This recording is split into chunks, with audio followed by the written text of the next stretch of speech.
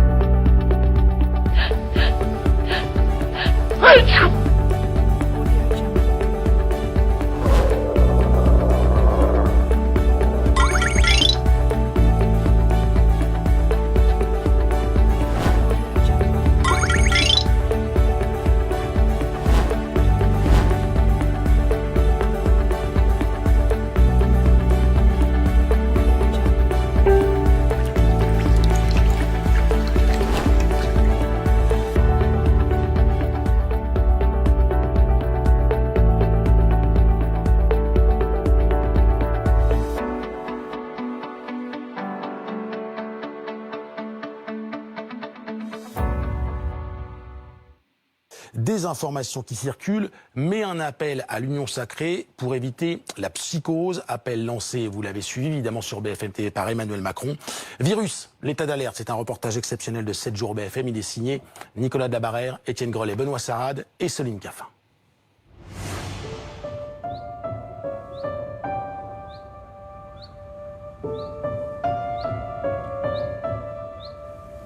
C'est encore le calme avant la tempête annoncée.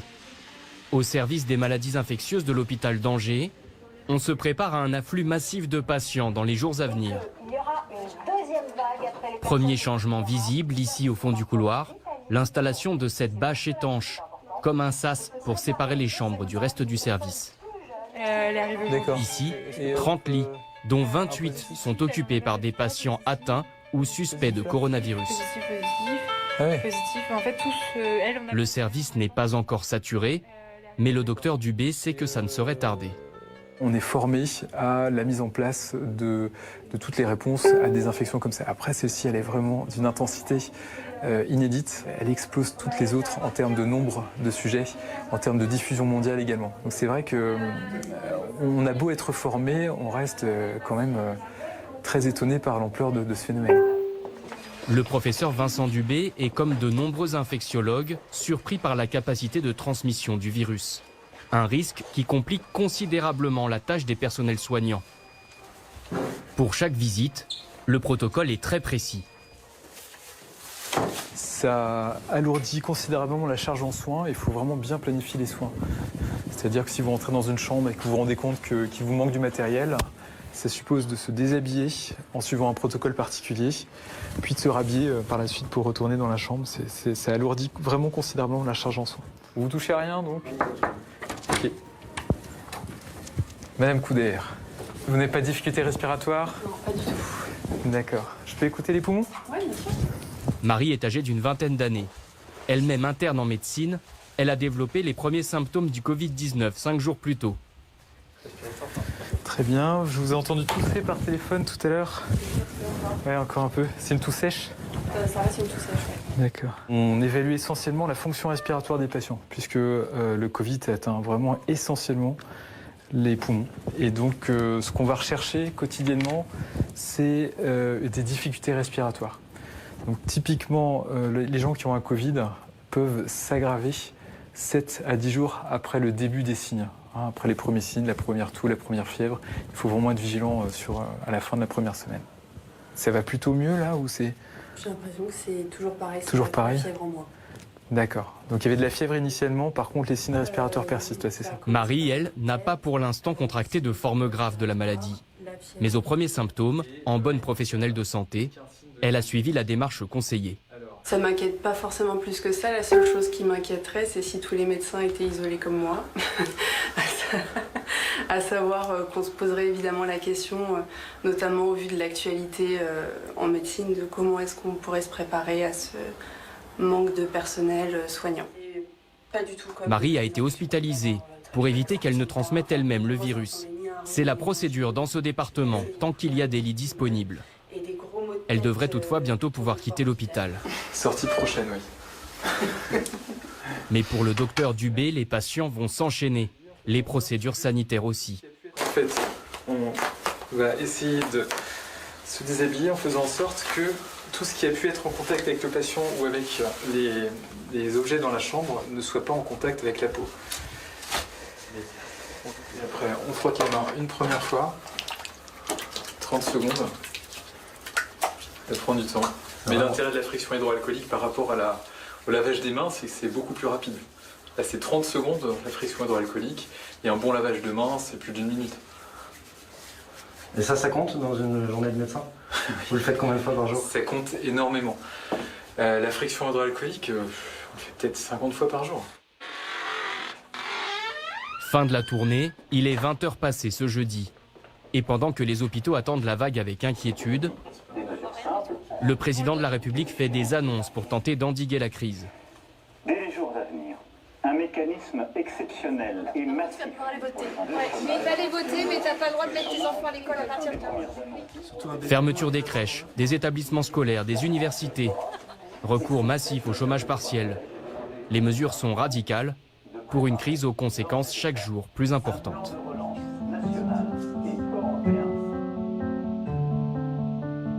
Mais il y a des régions où le quotidien est déjà bouleversé. À 700 km d'Angers, Mulhouse. L'un des principaux foyers de l'épidémie. La ville et le département du Haut-Rhin sont en alerte de stade 2 renforcé. Depuis une semaine déjà, les crèches, écoles, collèges et lycées sont fermés. Les manifestations sportives interdites. Pour les transports en commun, le service est allégé. Mais ici, comme partout en France, les élections municipales sont maintenues. 50 000 électeurs appelés aux urnes dimanche dans 64 bureaux de vote.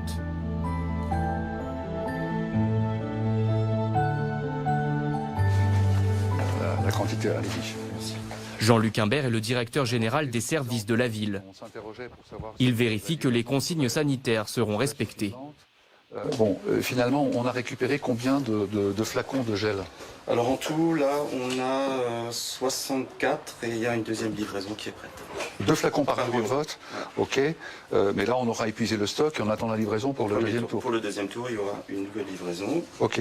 Et ça, c'est les flacons pour nettoyer... Ça, c'est le produit désinfectant pour les planches de vote. Pour la planche de vote. D'accord. Ici, le vote est électronique. On utilise ces machines. Le matériel doit être au-dessus de tout soupçon. On a affecté une personne supplémentaire dans les bureaux de vote qui va s'occuper de désinfecter et la planche de vote et les stylos afin de rassurer tous les électeurs. Les procurations sont facilitées et fortement conseillées à ceux qui se sentent malades. Pour Jean-Luc Imbert, pas de raison d'hésiter à voter. Les mesures, alors que les habitants les respectent, sont suffisamment précises pour prévenir les risques de contamination. Voilà, maintenant, Le directeur applique les consignes données au niveau national. Allez, bonne soirée à tous. Pas de mise sous cloche générale comme en Italie, mais du cas par cas, de la souplesse, en fonction des situations. Parfois, cela vire au casse-tête. Avec son équipe en mairie, il passe en revue les prochains événements programmés, sachant que les rassemblements de plus de 50 personnes en milieu clos sont interdits. Du scrutin. Là, on réfléchit beaucoup sur le festival Motamo. On est en train de voir, le report semblerait impossible compte tenu du fait qu'on a invité beaucoup d'auteurs. Quelle est la date prévue? C'est 27-28. Plus de 50 personnes? Vraisemblablement. 1500. Oui. L'arrêté préfectoral, pour l'instant, il s'arrête au 19 ou au 20 mars. Bon, l'événement a lieu le 27-28. Donc pour l'instant, on n'est plus sous couvert de l'arrêté préfectoral. Donc il faut qu'on voit ce qui va se passer. Mais je vois difficilement qu'on puisse le maintenir. Pas de miracle en vue. Les mesures de précaution risquent plutôt de se renforcer dans les prochaines semaines. À chaque fois, c'est un choix délicat, car tout le monde a en tête l'origine supposée des premières contaminations dans la région. Un rassemblement évangélique qui s'est tenu sur plusieurs jours fin février dans un quartier de Mulhouse. 2000 participants, dont certains ont ensuite répandu le virus jusqu'en Guyane. Est-ce qu'il n'aurait pas fallu interdire en amont la réunion qui a eu lieu dans cette église évangéliste? Je n'ai pas de réponse à cette question parce que je pense que la connaissance de l'épidémie n'était pas avérée lors de ce rassemblement. C'est un phénomène quand même assez récent que nous avons tous subi. Difficile de réécrire l'histoire après coup. Pour essayer de comprendre ce qui s'est passé, nous avons retrouvé Antonio Calala et sa fille Myriam. Ils ont participé à ce rassemblement religieux et ils sortent tout juste de plusieurs semaines très difficiles. Tu as beaucoup toussé. Myriam et Antonio ont eu jusqu'à 42 fièvres. Est-ce que vous aviez déjà été malade comme ça? Jamais. Jamais, je n'ai jamais fait des fortes fièvres comme ça pendant 10 jours. Ça m'a jamais arrivé et je me suis jamais senti comme ça. Même si moi, l'année passée, j'avais la grippe, mais ce n'était pas comme ça. Tout indique qu'ils ont contracté le coronavirus, présent dans la foule ce jour-là. Il y avait beaucoup de monde. Vous étiez proches les uns des autres? Oui, on se rassemble et puis en plus, souvent on se tient les mains, on prie ensemble. Et si vous vous connaissez plus, vous êtes plus proche, vous vous embrassez avec la personne. Au départ, son médecin pense à une grippe. Comme les symptômes durent, Antonio appelle le 15. On lui demande de se confiner chez lui pendant 14 jours. Mais à aucun moment, on ne leur proposera de faire le test de dépistage du coronavirus. Vous veulent juste avoir quelqu'un qui a des problèmes de respiration pour qu'il puisse faire les tests. Donc vous pouvez avoir des fièvres, vous pouvez avoir tout ce que vous avez. Si les symptômes ne correspondent pas seulement aux problèmes respiratoires, on vous dit que vous n'avez pas droit au test. Donc les tests, ils ne les font plus.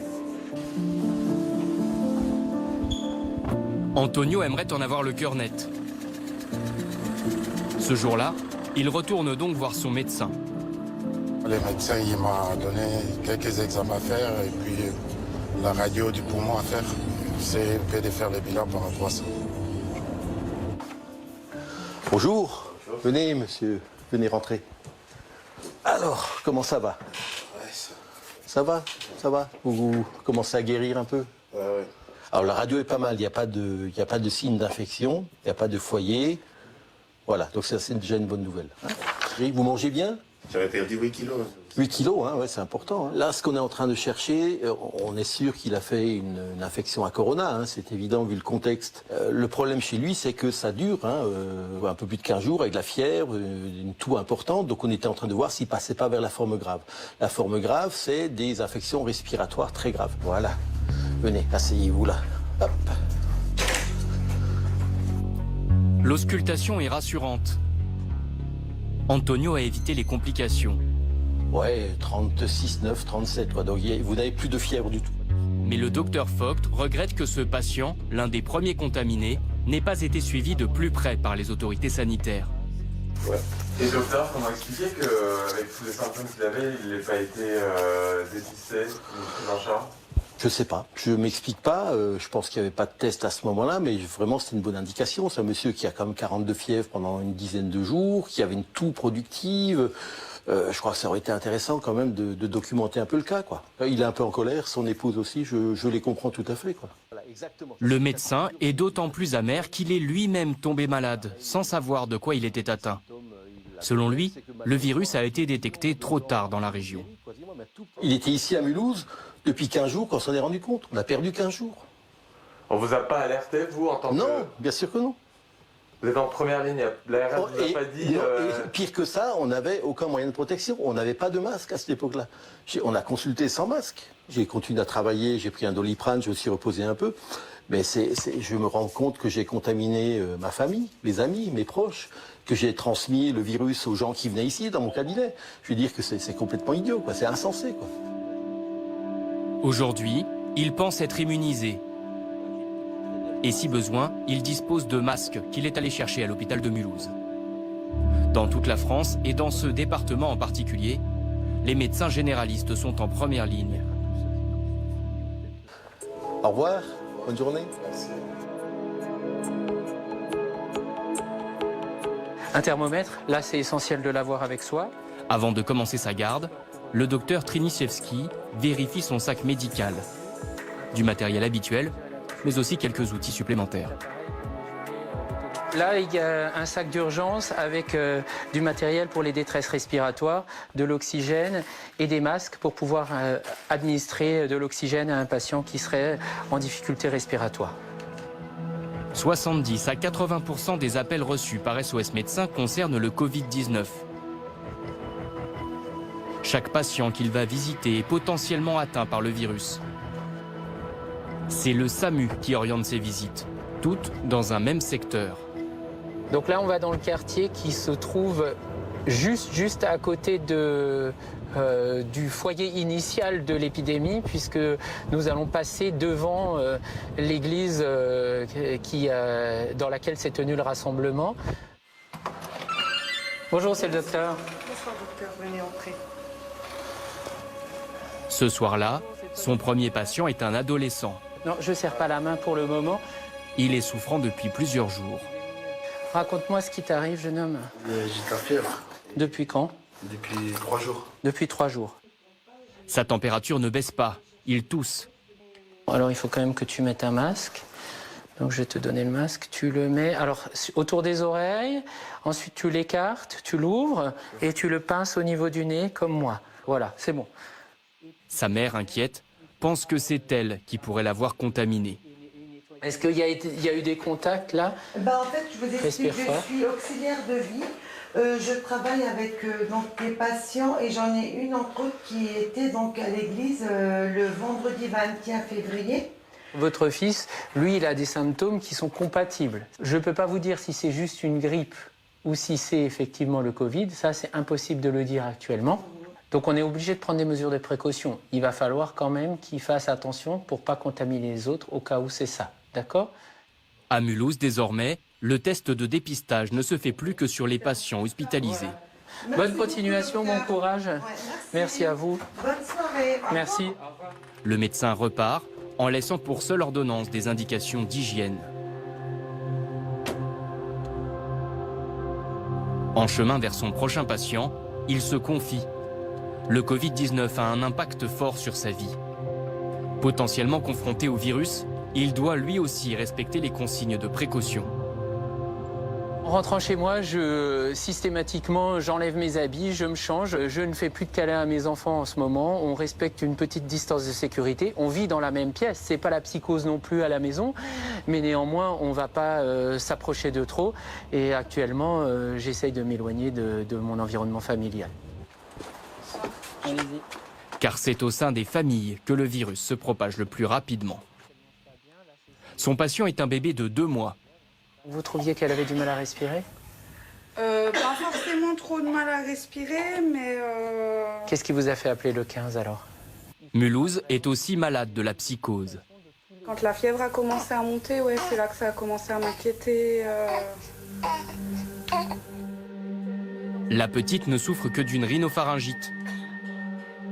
Mais il est vrai que les jeunes enfants ne présentent que peu de symptômes du Covid-19. Au revoir. La nuit est déjà bien avancée lorsque le médecin termine sa tournée.